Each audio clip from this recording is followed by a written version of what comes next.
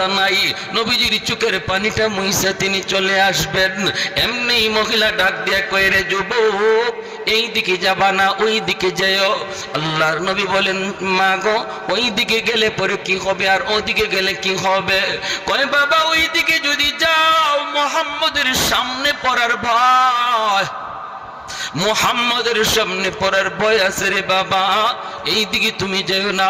তোমার মতো যুবক আল্লাহর জমিনে আরেকজন আমার নজরে পড়ে নাই বাবা, তুমি এত ভালো বাবা, মুহাম্মদের সামনে পড়তে পারো, ওই দিকে যাও।